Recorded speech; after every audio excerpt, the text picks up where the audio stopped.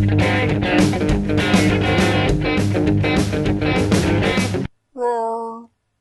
everyone, Aaron here, and today we're going to check out the 6-inch Black Series C-3PO. This is the episode 7 version, and also for comparison, I've got the Walgreens version. So we're going to open them both up and check them out. First though, before we open these, let's take a look at the packaging here. The episode 7 version, of course, as I said, it's got the red arm. He is numbered 29 in the lineup. And C-3PO here, that is the Walgreens version.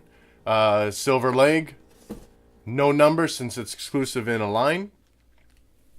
And then real quick on the back side, here's a look at the write-up for the wide retail release C-3PO. Go ahead, give that a pause if you wish to read more. And then here we've got a write-up for the Walgreens version.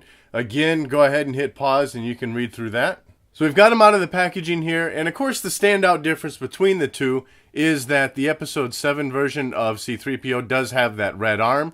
There's actually two variants now. This is the lighter color red, and there's a new one showing up where it's more closer to the movie, more of a deep red, more burgundy color arm. And the Walgreens version, of course, more to the A New Hope C-3PO, episode 4, he's got the silver leg here. Now we do have one other subtle difference that you'd need to kind of look close at to see. And that is that the Walgreens version of C-3PO here, his wires are more straight up and down, as they were in Star Wars, A New Hope.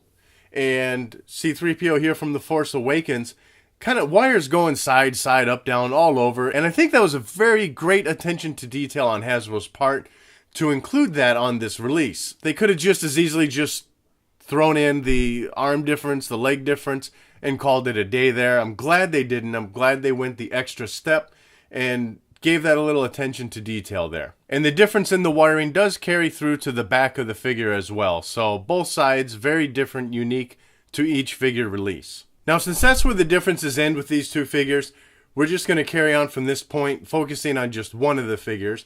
And since it's the wider release, we're going to make that the episode 7 version. So while I would have liked to have seen a vac metal version of C-3PO, get them even more shiny, they could have added some roughness to the paint job, some weathering. What we have here is a kind of a shiny gold painted figure.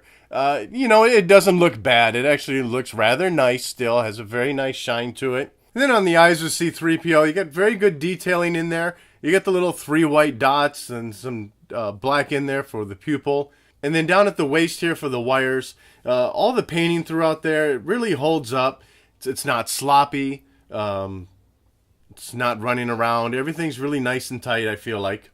And then you got the black on the palms of C-3PO. Nice detailing there again as well. And now let's check out the articulation of C-3PO here.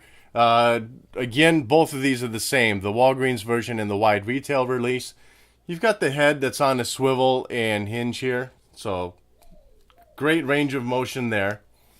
Now the arms, so, he's got this little piston here. No movement at the elbow joint. So that's all locked in. What you do get is at the shoulder. You get it going up and down here. And then hinges inside that joint there. And then that arm also swivels around inside that collar. At the wrist, pretty good range going in and out here, side to side rather. And then the hand does swivel around. At the waist for articulation, just above the wires, he swivels around a decent amount. And then moving down to the legs of this figure, this is where I feel like things are not as great here.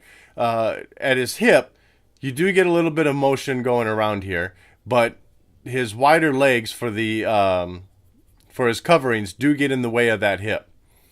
But inside the leg then, you do get a little bit of twisting there as well. See a little adjustment there, and then up and down, side to side, just a little bit. So that's all you're getting out of that split there. At the knee joint, now of course the way C-3PO is made, generally on all the other releases we've got a double knee joint, but it stands to reason that it would follow with how C-3PO is made. You just get the bend there, but not a lot of bend back. That's as far back as the leg goes, and then on the front you get a little bit as well. And that's going to be it there. So no twisting, no side to side. At the feet, your ankle movement does go forward and back, a very good range there, and then the foot does pivot around at the top of that ankle joint. And that's all we have for the articulation there. So if you wanted to kind of sit them down at that table, if by chance you got the San Diego Comic-Con Obi-Wan that came with the holo table, of course at that point you'd be looking more for this figure then to be appropriate. You're not going to really get them in a good seated position. That's all you're going to get out of it there. You could really go all out, and you'd need to twist the leg around. You can get them in something like this if you want a little sit crisscross or something. So yeah, that's where I think things kind of fall apart a little bit with the C3PO figure there. Just, I would have liked to have been able to get these legs up just a little more and then get them in that seated style a bit. Otherwise, though, these are both really good figures. Definitely worth picking up. If you want the Force Awakens version, nothing wrong with that one. And if you want that Walgreens version that gets you with the A New Hope look, the silver leg here, and of course then the all gold on the arms, you can't go wrong. All right, so that was a look at the 6-inch Black Series C-3PO, and that wraps up another video. Hit that thumbs up button if you liked what you saw, and as always, thank you for watching.